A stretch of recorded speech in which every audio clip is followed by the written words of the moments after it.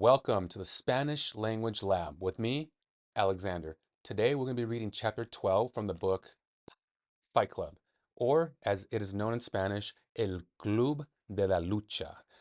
Fight Club is a great novel in Spanish to read for several reasons. One, the writing style at the sentence and paragraph level is very simple and concise. Even the chapters are very short. For example, today's chapter, chapter 12, is only 3 pages long, making it ideal for this video format. Next, I think it's an excellent story. I love this story. It's very relatable. And third, as a point of reference for all of you,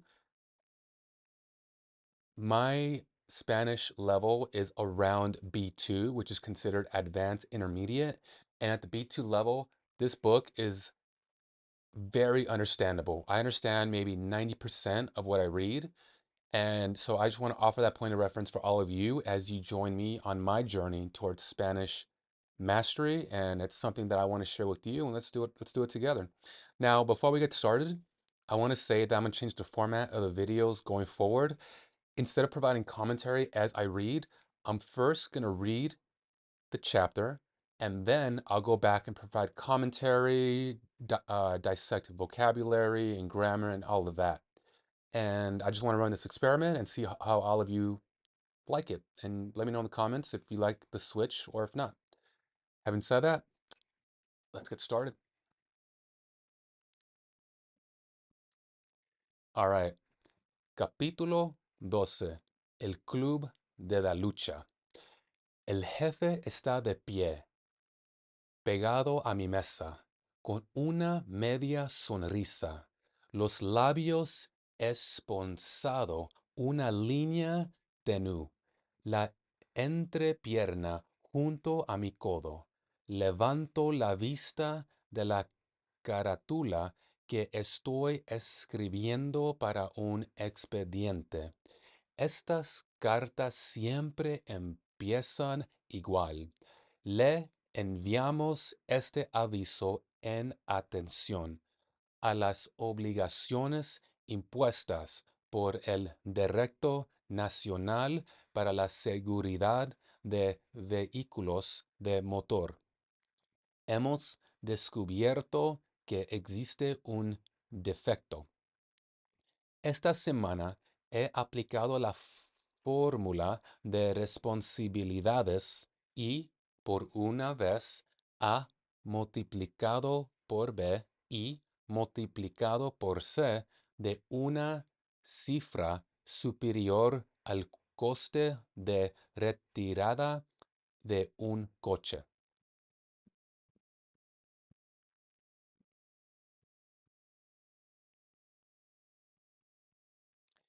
Esta semana ha sido la pinza de plástico que sujeta la banda de goma a las varillas del limpiaparabrisas. Un artículo desechable, solo 200 vehículos afectados, casi nada en comparación con el coste de mano de obra. La semana pasada fue más normal. La semana pasada fue cierto tipo de cuero curtido con una determinada sustancia teratogénica, ni red sintético o algo así, tan ilegal que aún se emplea en curtidos del tercer mundo, un producto tan potente que causa taras de nacimiento en el feto de cualquier mujer embarazada que entre en contacto con él. Nadie llamó la semana pasada al departamento de transporte. Nadie tramitó la retirada de su coche. La nueva tapicería de cuero multiplicada por el coste de mano de obra y por el coste administrativo demostrativo de una cifra superior a nuestros beneficios del primer trimestre.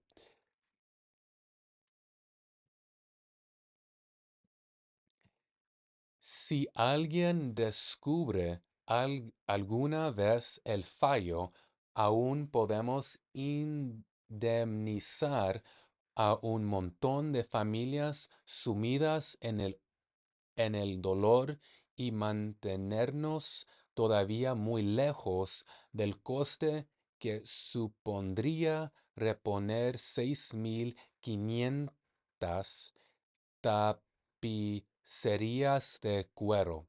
Sin embargo, esta semana hemos tramitado una retirada de coches y esta semana vuelvo a sufrir insomnio. Insomnio y ahora todas las cifras del mundo parecen detenerse para descargarse sobre mi tumba. El jefe lleva puesta una corbata gris y eso significa que hoy es martes. El jefe trae una hoja de papel a mi mesa y me pregunta si he perdido algo. Este papel estaba en el fotocopiadora, me dice y comienza a leer. La primera regla del club de lucha es que no se habla de club de lucha. Sus ojos van de un lado a otro de papel y suelta una risita estúpida. La segunda regla del club de la lucha es que no se habla del club de la lucha. Oigo las palabras de Tyler saliendo de los labios de mi jefe.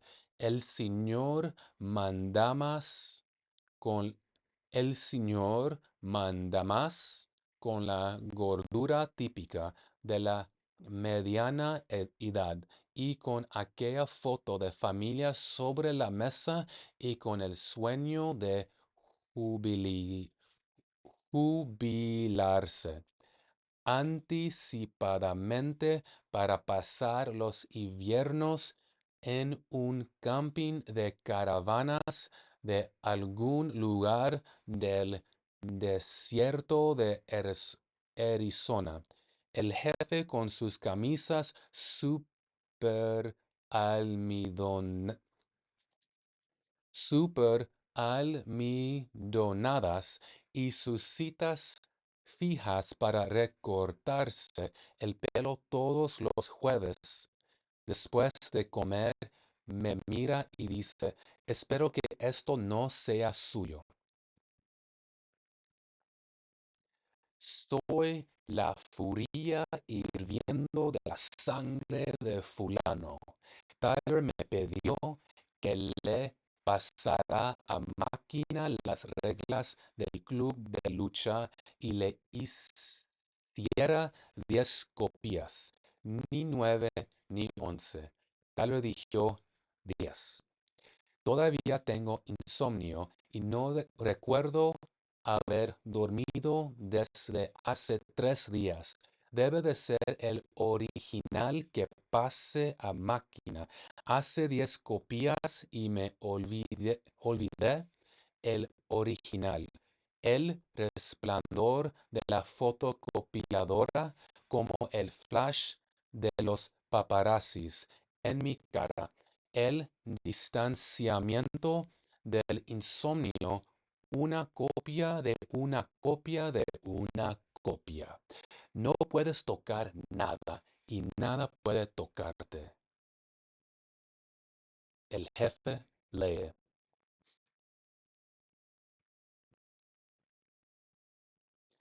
La tercera regla del club de lucha es 2 hombres por combate. Ninguno de los dos parpadea. El jefe lee. Un combate por vez. No he dormido desde hace 3 días, o no ser que esté durmiendo ahora. El jefe agita la hoja delante de mis narices. ¿Y esto qué? Me dice. ¿Es algún jueguecito al que me dedico en horas de trabajo? Me pagan para que preste atención absoluta, no para que pierda el tiempo con jueguecitos de guerra. Y no me pagan para que me aproveche de las fotocopiadoras. ¿Y esto qué?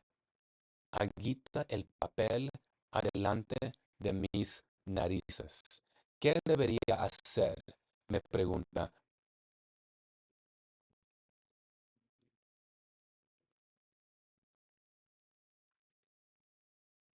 Empleado que malgasta el tiempo de trabajo con su pequeño mundo de fantasías. Si estuviera en su pellejo, ¿qué haría? ¿Qué haría? La mejilla hundida, la hinchazón tumefacta de los ojos y la cicatriz roja e hinchada del beso de Tyler del dorso de la mano. Una copia de una copia de una copia. Reflexión. ¿Por qué quiere Tyler 10 copias de las reglas del club de lucha? Una vaca sagrada.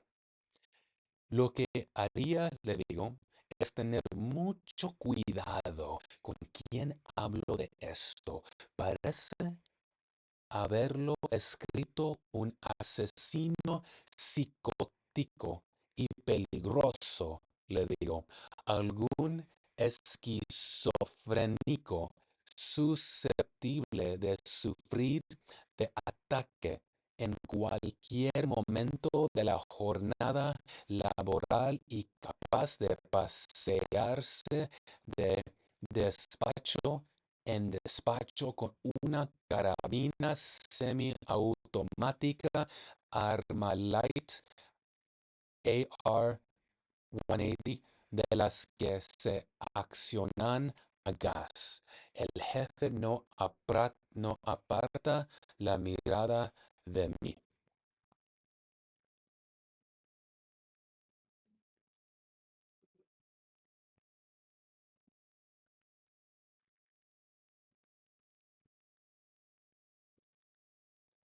Ese tío, le digo, probablemente se pasa las noches en casa con una lima haciendo cruces en la punta de cada uno de los proyectiles.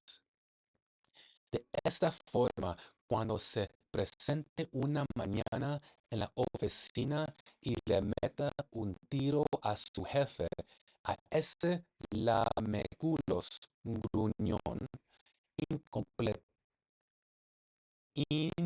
incompetente, mezquino, quejica y cobarde. La bala se escindirá por las ranuras abiertas con la lima y se abrirá como una bala duma, duma que florece en su interior, volándole las apestosas tripas a través de la columna vertebral. Imagin, imagínese el chakra de sus tripas abriéndose a cámara lenta cuando explota la salchicha del intestino delgado. El jefe me aparta el papel de la cara. Continúe, le digo, lea algo más. En serio, le digo, es fascinante. La obra de una mente completamente enferma.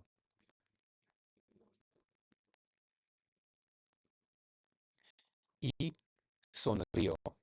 El ojal del agujero en mi mejilla tiene el mismo color amoratado que las encías de un perro. La piel se tensa en torno a la hinchazón de los ojos y parece barnizada. El jefe no aparta la mirada de mí. Déjame ayudarle, le digo. Y continuó. La cuarta regla del club de lucha es un combate por vez. El jefe mira el papel y luego me mira a mí. La quinta regla, le digo, es nada de zapatos ni camisas durante el combate. El jefe mira el papel y luego me mira a mí. Tal vez, le digo, ese hijo punta de mente enfermiza utilice una carabina Eagle Apache porque lleva un peine de 30 cuartuchos y solo pesa 400 gramos. La carabina Armalite lleva un peine de 5 cartuchos con 30 cartuchos. Ese carbonazo podría cepillarse a todos los vicepresidentes y aún le quedaría un cartucho para cada uno de los directores.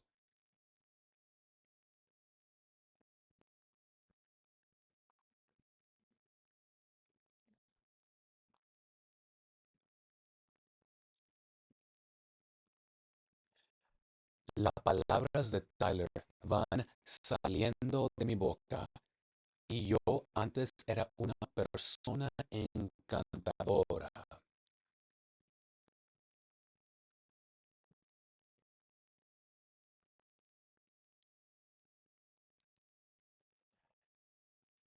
Miro al jefe, mi jefe. Tiene los ojos de un azul cianita claro.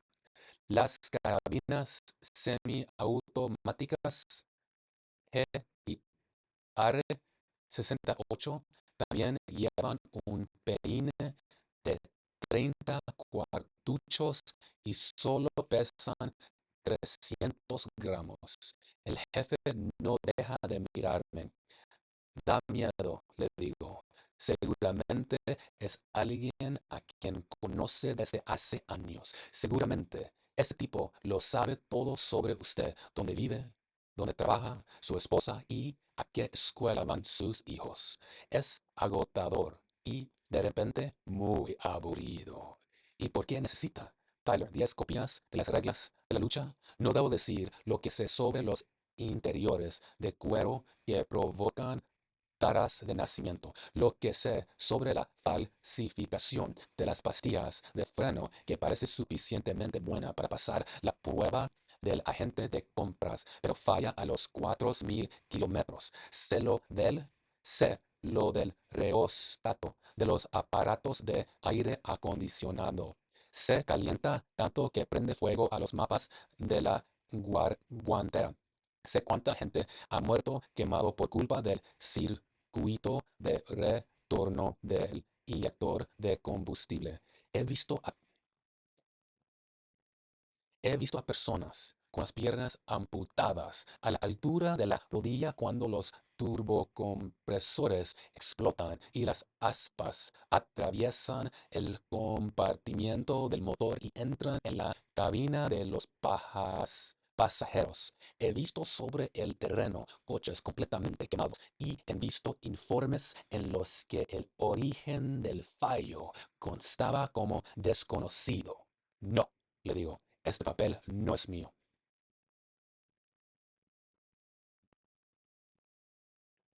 Cojo el papel de 2 dedos y se le arrebató de un tirón. El borde debe de haberle hecho un corte en el pulgar porque se lleva al instante al mano a la boca y chupa con fruición, los ojos abiertos como platos. Hago una pelota con él y lo tiro a la papelera junto a mi mesa. ¿Sabes?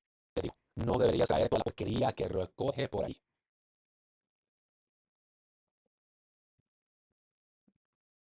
El domingo por la noche voy aún hombres unidos y el sótano de la Trinidad Episcopal está casi vacío.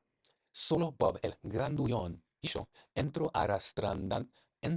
arrastrándome con todos los músculos megullados por dentro a por fuera, pero con el corazón todavía a 100 y un volcán de ideas en la cabeza. Es el insomnio, toda la noche devanándome los sesos. Toda la noche calivando estoy dormido, he dormido algo. Para colmo, los abrazos de Bob el grandullón se salen de las mangas de las camisetas tan duros e hinchados que brillan. Bob el grandullón sonríe de lo contento que está de verme. Pensaba que ya había muerto. Sí, le digo. Yo también. Bien, dice Bob el grandullón. Tengo buenas noticias. ¿Dónde están todos?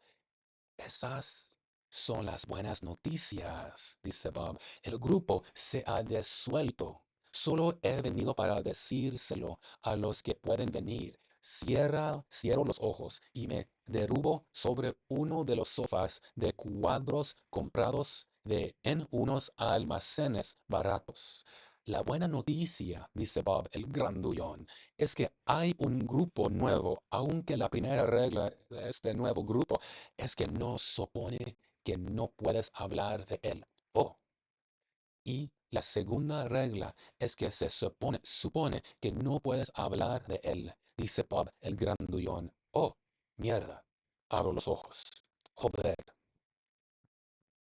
Se llama Club de Lucha, dice Bob el grandullón, y se reúne todos los viernes por la noche en un garaje en el otro extremo de la ciudad. Los jueves por la noche hay otro club de lucha que se reúne en un garaje cercano.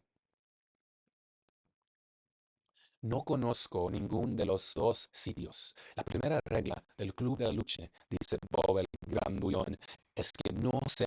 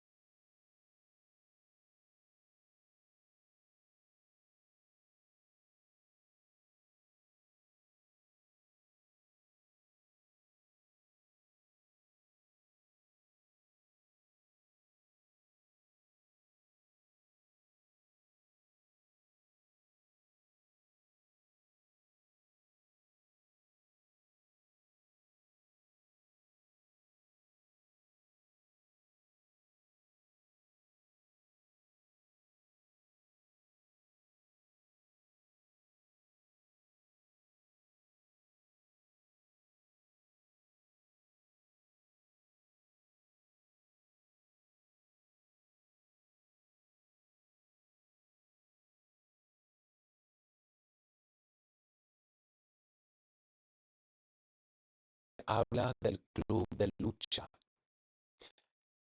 Los miércoles, jueves y viernes por la noche, Tyler trabaja de operador de cine. La semana pasada vi los cheques con su paga. La segunda regla del club club de lucha. Dice, de noche, Tyler fabrica jabón en casa y lo envuelve en papel de seda para venderlo la compañía jabonera de Paper Street. Los combates, dice Bob el grandullón, duran lo que haga falta. Estas son las reglas inventadas por el tío que inventó el club de lucha. Bob el grandullón me pregunta, ¿lo conoces? Y tampoco lo he visto jamás, dice Bob el grandullón, pero el tío se llama Tyler Durden, la compañía jabonera de Paper Street. ¿Lo conozco? No sé, le contestó, tal vez. ¡Ton, ton, ton!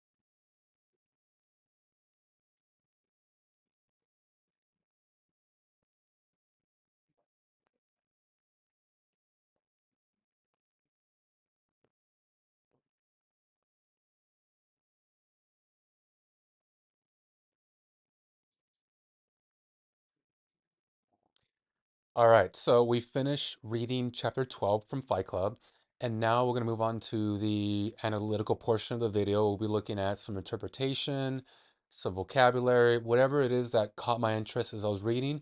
You might have noticed that I was highlighting, and so we're going to go back to the portions of the text that I highlighted and start working from there. So let's go back. Here we are. So right off the bat, this really caught my eye. He was saying that last week he applied the formula A times B times C. As you may recall from chapter 3 or 4, this is a formula that he has to use as an employee of a car manufacturer or, yeah, car manufacturer to determine whether or not they need to recall a specific type of car because there's been a certain amount of car accidents, right? So down here, he says, solo 200 vehículos afectados. Only 200 vehicles have been affected from um, this problem, which was that the little la banda de goma a las varillas del. So there's like a little piece of gum or a little part on the window wipers. It fell off and it only affected 200 vehicles, and it's nothing compared to the cost of a recall for the vehicles. And so this calls this harkens back to the whole reason for applying this formula, which was there's some kind of malfunction with the car. People, in some cases, people are dying, burning to death in their cars, just being torched up into ashes. And enough of this happens for a particular reason. Could be, a certain rubber valve breaks, something in the engine falls out, something happens. And then the car company has to decide, all right, these cars are breaking up, people are dying. What's cheaper? What's cheaper? Is it cheaper to take a recall of the vehicle, pull it off the streets, and absorb those costs, or is it cheaper to just pay out the survivors of the victims of these car malfunctions, right? So, a certain amount of people are going to die.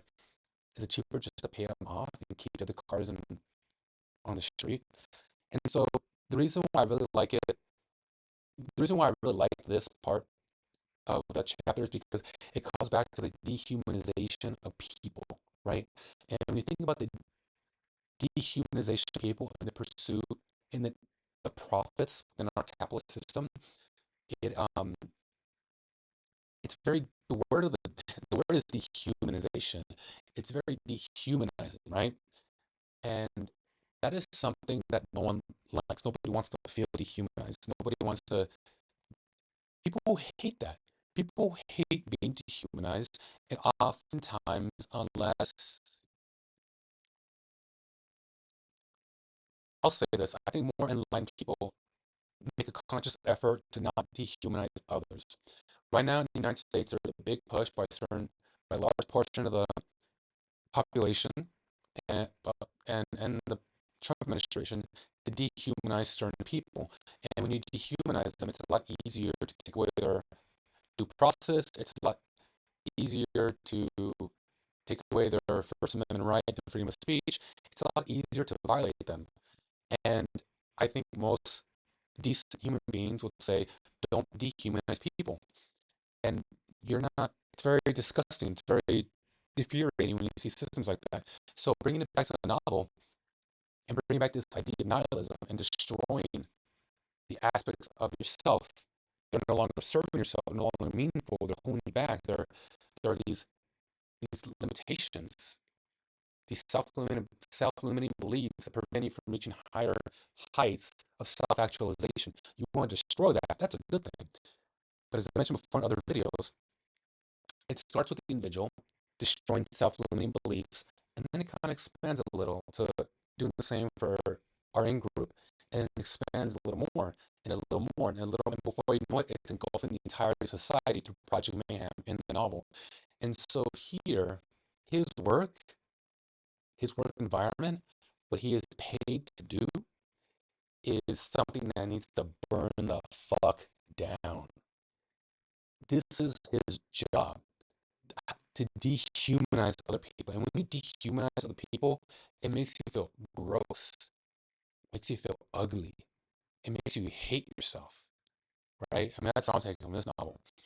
And so we're going to see this idea grow in the next 3 pages or so.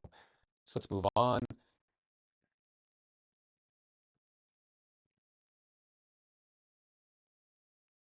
Okay. And then here, Tyler told our main character to print 10 copies of the rules of Fight Club.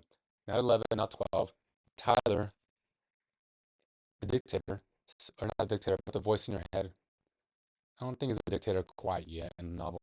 But the voice in your head said print exactly 10 copies. Why? I don't know. We'll probably find out in the next chapter. But the salient point here is that the boss found the copy and brought to the attention of our anti-hero, the main character. And he, uh, the anti-hero did not respond to this very lightly. He did not like this.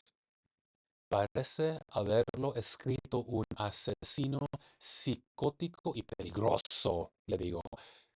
It appears that someone, it appears that some killer psycho, some killer and dangerous psycho wrote this. Oh no. Maybe he's gonna come into the office with an Armalite AR-180. Oh no. And he's gonna remember where you work, where your family lives, where your kids go to school. Oh no. And he's gonna start unloading round after round after round. And each, oh no. And then each bullet is artisanal. It's handcrafted. Every bullet, he got his knife and carved an X into every bullet, like the fucking psychopath that he is. Oh no. And he's gonna fire bullet after bullet after bullet, destroying the people who perpetuate this system that dehumanizes others, destroy the people that propagate this anti-human organization because it needs to be brought down to its knees and decapitated. So that's the energy.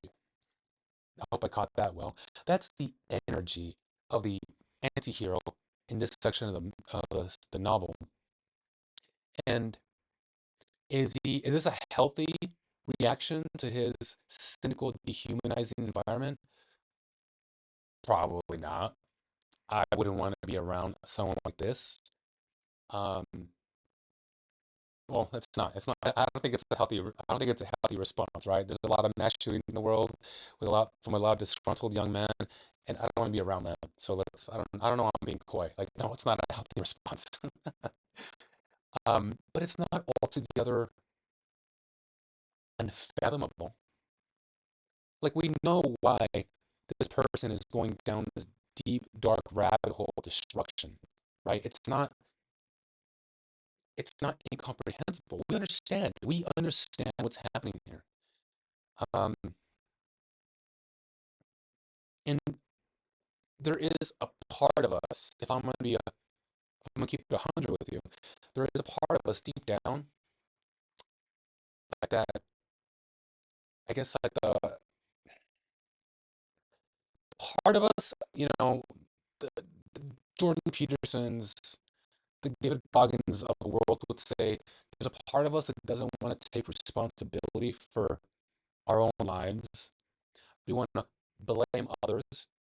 And so when we do that, when we place responsibility on other people and we see that all this is just corrupted, we want to burn everything else down because we know we are the light, but first we got to set everything else to a light, and then we can create a better world. That's very nihilistic, and it's very, one would say, childish and lacking maturity and maybe even masculinity for some of my men. Um, So I mean, I'm gonna be honest. There's a part of me that goes, yeah, yeah, burn this bitch down to the ground, because I can relate. I can relate to what he's going through. It's like when you're embedded in such a gross environment, you're like, there's no redeeming quality here. Well, then leave. Just leave. Leave the environment. That's a perfectly good solution. Leave and create your own, garden and water fountain of meaningfulness. Be the light in the dark, Be that light. That's the hero arc. Where you can go down like the anti-hero villain arc and, go buy an automatic, semi-automatic. Um, yeah, so let's go on. Here, yeah, so I highlighted this part in the top. Las palabras de Tyler van saliendo de mi boca y yo antes era una persona encantadora. The words of Tyler are just leaving my mouth. Before, I was such a nice person, such a polite, nice, agreeable, likable person. So, you know, when you're trying to reinvent yourself to one extent or another, like, oh, I want to be a dancer, I want to be an actor, I want to be a chef, I want to be a YouTuber, I want to be a scientist, whatever it is, when you're in the beginning stages of that, you don't feel like you can properly claim that identity. Like, I am not that person. I want to be that person. And so you tell yourself, well, look, just behave and think the way that person would behave and think, which usually means seeking training. And at a certain point, you can say, yeah, I am that identity. I am that engineer. I am that actor. I am that athlete, and so on. And so that's what's happening here, right? That's what's happening here. He's just been hanging out with Tyler long enough, and I'll give it away if you don't know already. Like, he is Tyler. He had like schizophrenic. Like, he has different, like, multiple personalities. The second personality is Tyler, and so at first he is not Tyler. He is just that weak, effeminate little bitch. Bringing it back to chapter two, um, who doesn't take responsibility for his life and is being consumed in the emptiness of the void. And so he needs a radical mental break in the form of Tyler. And Tyler is like this hero who goes, you know what? I got a lot of work to do. You, boy, come here. I'm going to show you how to be a man, a real man. I'm going to show you how to navigate this existential nihilism. And you do that long enough, and eventually this man starts to become Tyler. So let's move on. Yeah, so here is the mass shooter rant. We already went through that. Same thing. Okay, so this last section, on Saturday night, he goes to above Aún hombres unidos, united men. I'm not quite sure how aún translates, but it's in the basement of a church opposed to the basement of a bar where Fight Club takes place, right? So it's a recall, callback. It's a callback. It's a callback to chapter two, and he sees Bob.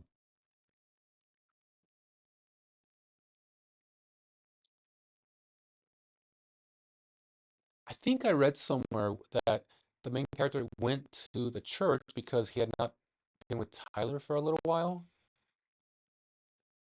Where was that?